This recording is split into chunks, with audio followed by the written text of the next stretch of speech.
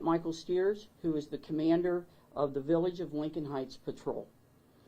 On Friday, February 7th, the residents of Lincoln Heights were confronted by hate speech. That hate speech was perpetrated by neo-Nazis who were on that bridge with their faces covered, and many of them were armed with rifles, open carry rifles. The Village of Lincoln Heights and every resident in Hamilton County, including this sheriff's office, has expressed outrage at this display of hate.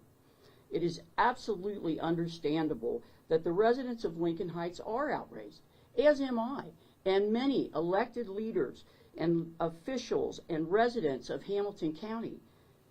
They want answers, and rightly so. Intimidation and threat should never happen in our communities. We have been focused on our investigation, and we are now ready to discuss what we know at this time. My responsibility is always to keep the residents of Hamilton County safe. That's why our deputies were on the scene, trying to ensure that the residents had some distance and were not directly encountering the neo-Nazi group, who I will remind you were carrying open carry rifles at that time with their face masks, intending to intimidate the residents of Lincoln Heights. Beginning immediately after this incident, we have put extra patrols and personnel in the Lincoln Heights rotation for patrols to increase safety in that community. I have spent the last week gathering information as much as I can from the standpoint of what the Hamilton County Sheriff's Office did, what our actions were, and what we saw.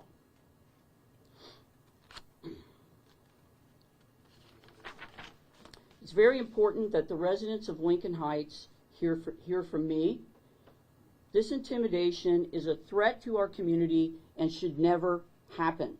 It may be legally protected speech, but I can tell you it is not okay. Intimidating citizens is not okay. It's not acceptable, and it is contrary to the community values that we all hold.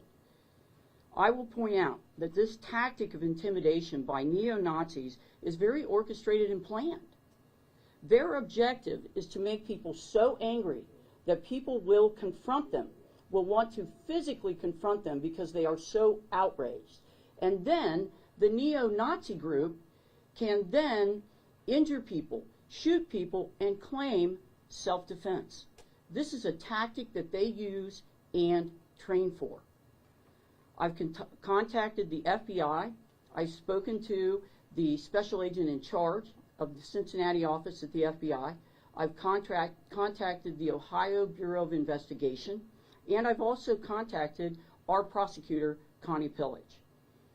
I will be sending Connie Pillage, because I am asking her to research and investigate this, I will be sending her all of our video footage, all of our reports, anything that relates to this incident regarding the Hamilton County Sheriff's Office. Again, what we said and what we did.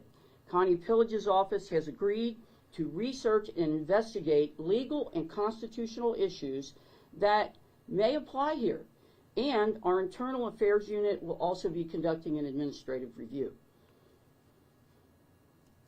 It is my intent to be forthcoming with any future information, any future communication about this incident. And I'd like everyone to understand that because this is an investigation, questions regarding it I may not be able to answer. Video footage may not be available for you at this moment, but we will make all of those things available to you as soon as an investigation from the prosecutor's office is forthcoming. I want to say that the FBI and the Ohio Bureau of Investigation, as I said, I've contacted them. They understand that we are very concerned about this incident, and they are communicating with our office as well. As soon as we can release these documents, I will, and I've just made that statement. I'll end this before I take questions. These were masked individuals perpetrating hate in the Lincoln Heights community and Hamilton County at large. They were cowards. I'm not wearing a mask. None of our deputies were wearing masks. And the Village of Lincoln Heights members were not wearing masks. These neo-Nazi men were wearing masks with the purpose of intimidation while open carrying, and they are cowards. They're absolutely that. I want to call that out first and foremost. As soon as they realized that the residents of Lincoln Heights were not going to put up with this, they ran. They ran to their U-Haul so they could get in the back of it and close the door. Their acts of cowardice are so obvious to everyone in this community, and I want to call that out. Just because this is protected speech, this hate speech, does not mean that it's okay.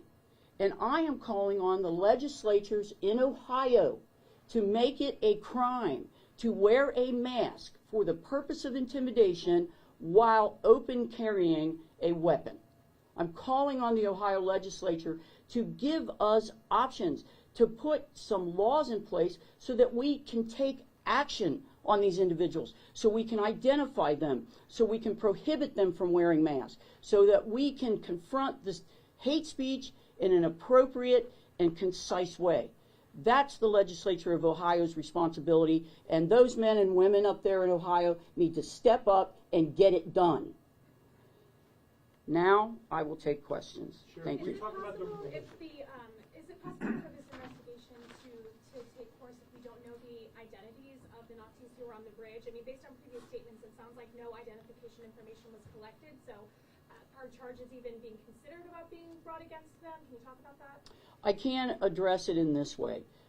We will be working to identify these individuals as best we can, all right? We do have intelligence, a great deal of it. We're working that intelligence, getting information from other agencies, getting information from other people who are watching these groups, and we are working right now to identify all of these men. Is there any reason why collecting their identification at the time was not an option? I understand it's like minimizing violence on the bridge is one thing, but in that secondary location that we've heard about, is there a reason why IDs were not asked for in that moment?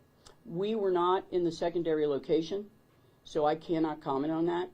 Our deputies were not in that area. They were not standing with the neo-Nazis. I can tell you that Lieutenant Steers did ask for identification upon encountering one person who had their face mask when they were originally set up on that bridge, because they were close enough to him for him to ask that.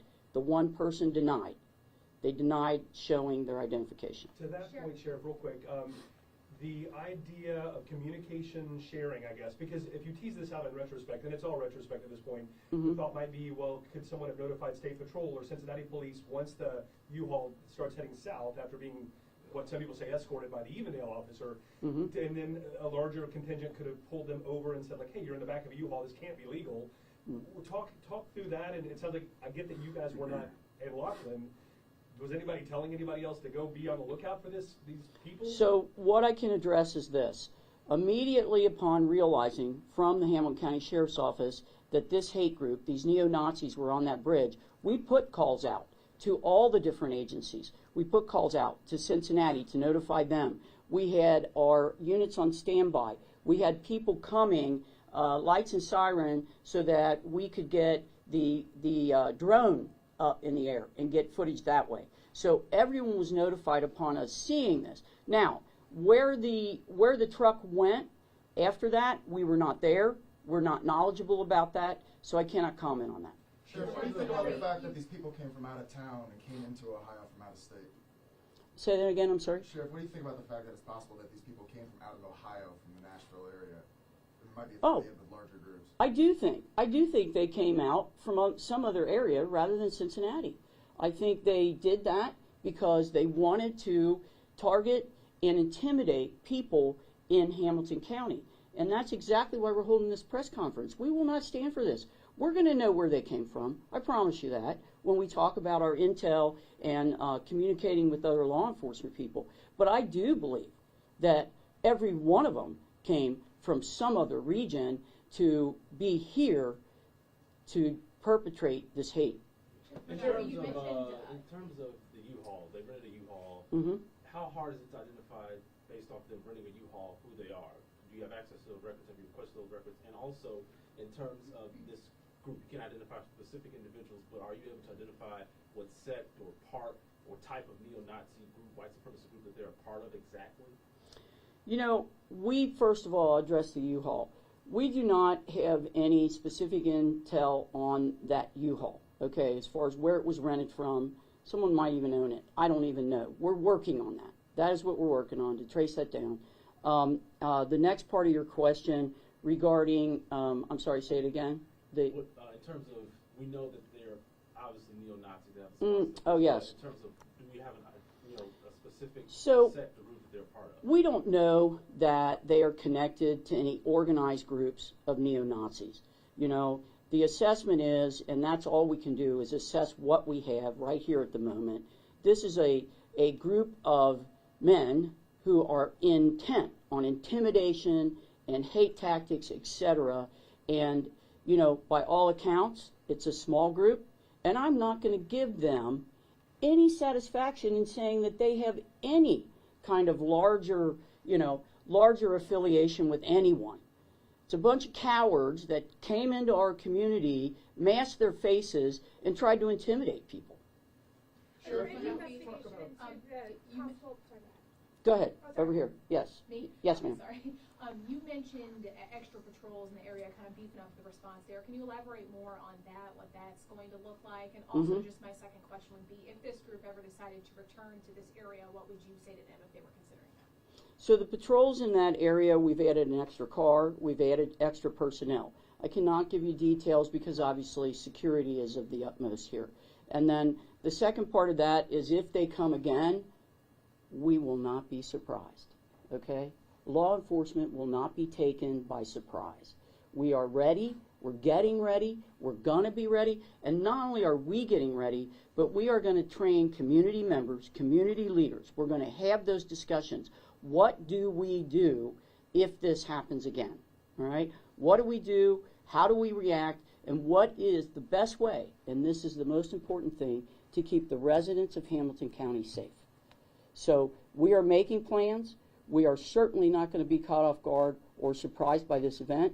And I will emphatically say to you, we were surprised when these people showed up, these neo-Nazis, on the bridge.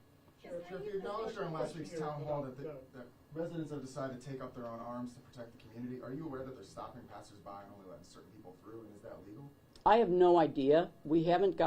I have not gotten any complaints regarding that. No one's addressed that with the sheriff's office. If they do, we will certainly articulate what can and cannot be done in that arena. We do not want to create neighborhood militias, okay? We don't want to do that because we understand that, again, it leads back to the tactics of these neo-Nazis. They want people to do that. They want people to put themselves in risky situations so that potentially harm can come to those good people who are simply trying to protect their communities. So we do not condone that if it is happening. I'm unaware of it if it is happening, and we'll address it if we do get information in that way. Yes, sir. Have you had communication with Evendale Police Department and maybe gotten to some of the answers about how the U-Haul ended up next to Lockland Schools and on Lockland School property for a moment? So, you know, as police leaders, we do talk. We have each other's phone numbers and so forth.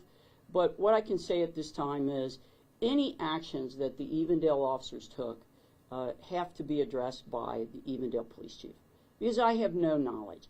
I'm not going to stand here and state things as fact that I have no true knowledge of, right? I can be told a lot of things, but I'm not going to stand here and address what the Evendale Police Department did or didn't do, because that's not in my purview.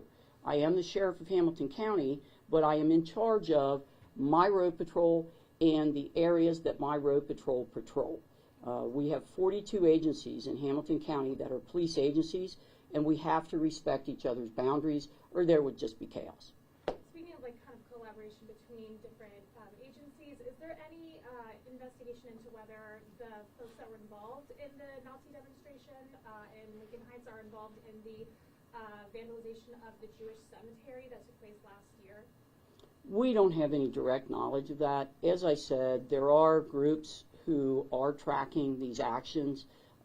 We can, we can connect things and say, I think that's connected, I think that, but I can't report to you that that's true, because I want to stand up here and report facts and only facts to the residents of Hamilton County.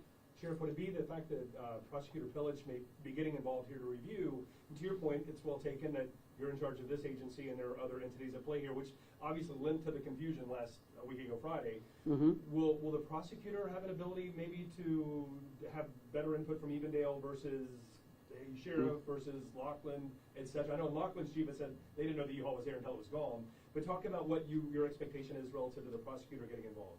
Well, I called the prosecutor to ask the prosecutor to get involved in this and to investigate our response to this, and also a number of ORC codes, which is the Ohio Revised Code, which are laws that are stated for the state of Ohio. And those codes have section numbers. I have asked the prosecutor, and I have sent her those codes and section numbers to review from a legal standpoint. As far as what communication she has had with other police entities in this county, I wouldn't have any knowledge of that. You said you're working to identify these men.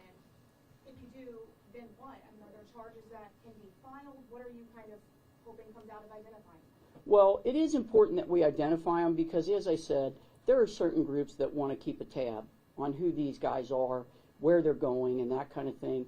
And here's the thing, a lot of this proliferates on social media, right? And unfortunately, that can lend to rumors and chaos and things like that. So we are trying to factually find that out. And once we do, we will work with partners who can hopefully track these people as they get on social media and so on and so forth. And that is our main goal.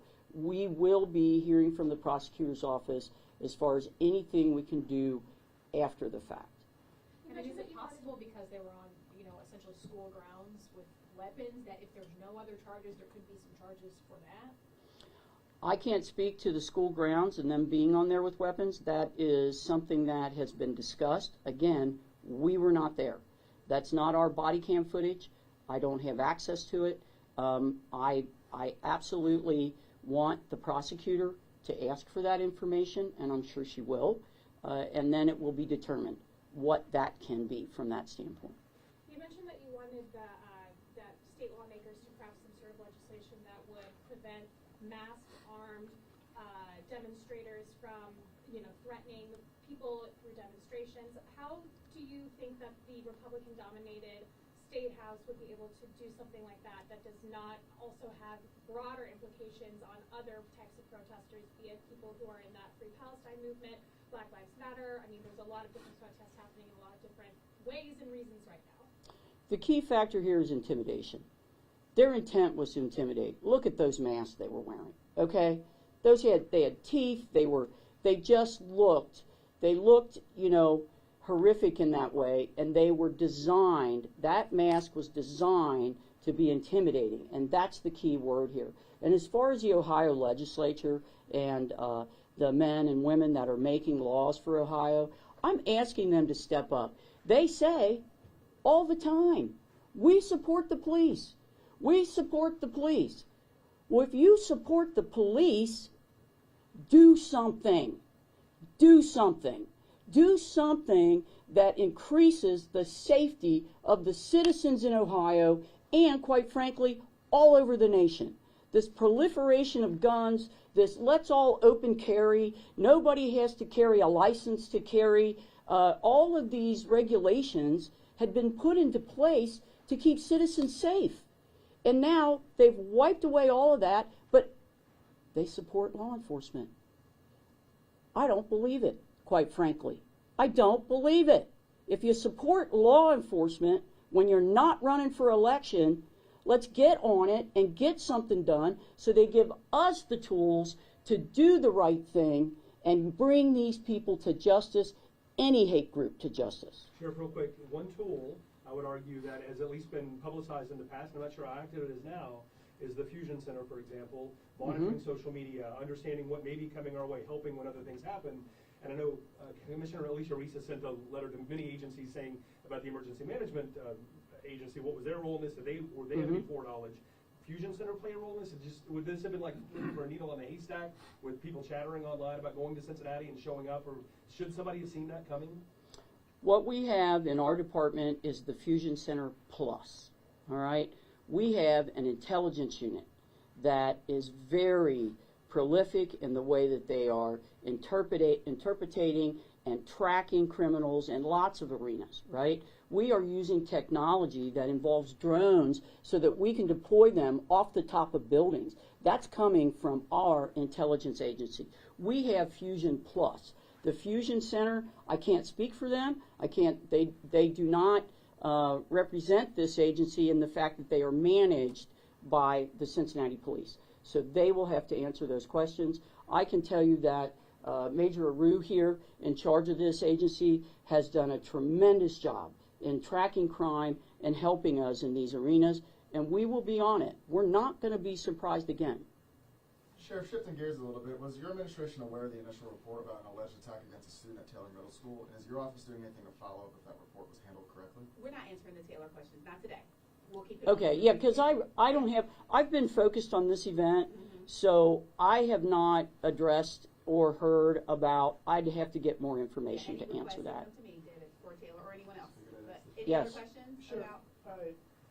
There are a lot of other protests happening. We saw one outside of City Hall just yesterday about a number of different topics. Are you preparing for possible confrontations between groups that have different ideologies? Maybe some of these neo-Nazis come to some of these other protests and try to intimidate people. Is there anything the Sheriff's Office is doing to prepare for conflict between groups like this? Absolutely. That's a part of our preparation. That's a part of our strategies that we are creating and have created. That is a part of communication with other police agencies, and that's what we've been doing. I'm very aware of the different groups and the protests, the peaceful protests that have happened in the Hamilton County area. And we are making plans with other police agencies and so forth. We do have emergency response teams and things like that that are trained to be deployed in the case of an extreme confrontation, something where people are being injured, or the possibility of injury is there. You said you will be prepared if the same group comes back. What will you guys do differently? Do you have a plan in place for what you would do differently than what happened the first time? Well, we do have some plans regarding who will deploy, how those things will be deployed, every tool that we have in our agency. I cannot answer the specifics because we have to keep some things closer to the vest so that we are not giving neo-Nazis and other hate groups some kind of leg up on their intelligence. The Laughlin Police Chief told me last week that you, your department, Evendale, Laughlin, are all meeting to kind of figure out what you all could do differently next time. Are those meetings with all three departments, are those happening? Those meetings will not be coordinated until the prosecutor's office gives us first our own factual understanding of where we were, what we did, the codes, etc., that we sent them. Then we can sit down and meet.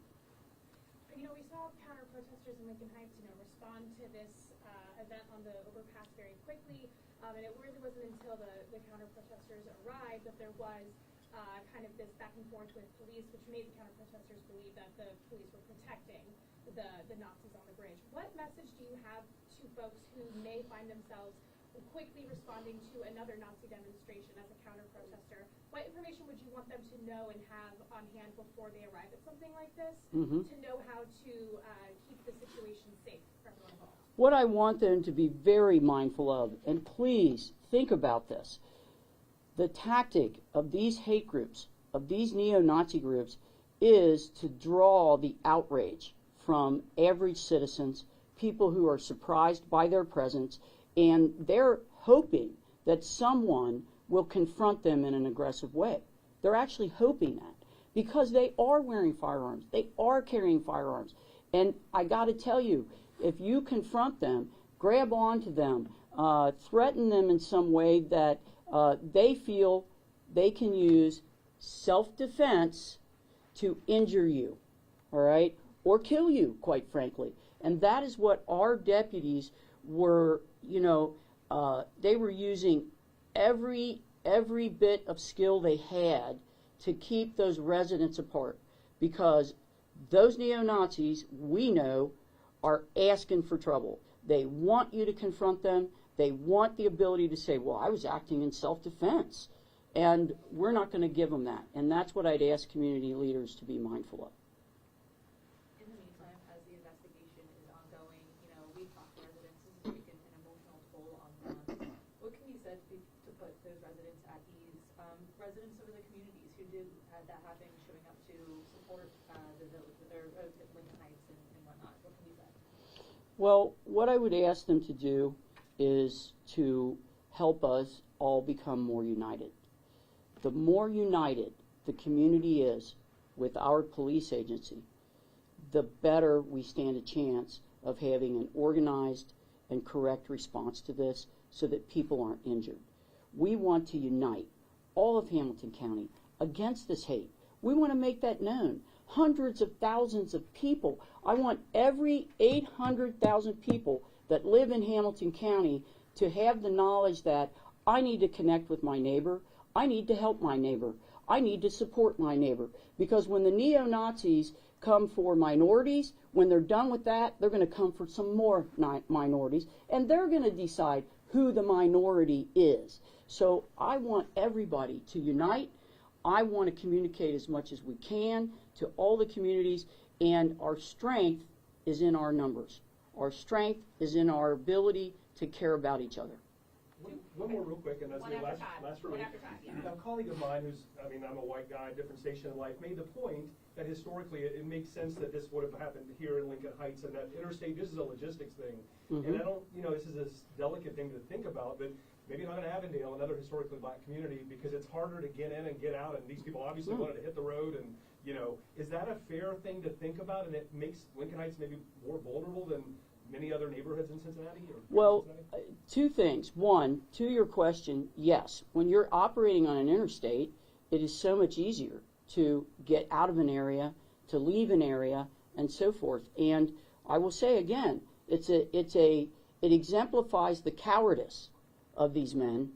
Oh, we can jump out, we can jump back in before anybody can confront us. You know what? Okay, I'm sorry, I can't even go down that road. But I will say this, that we do know that, we're aware of that, and when we talk about plans and so forth, we are factoring that in. Last one, last question. Anybody? Everybody good? Okay. Thank you. I love it when I can answer all the questions. Thank you. If everybody could do me a favor, we're gonna walk back through. Thank you.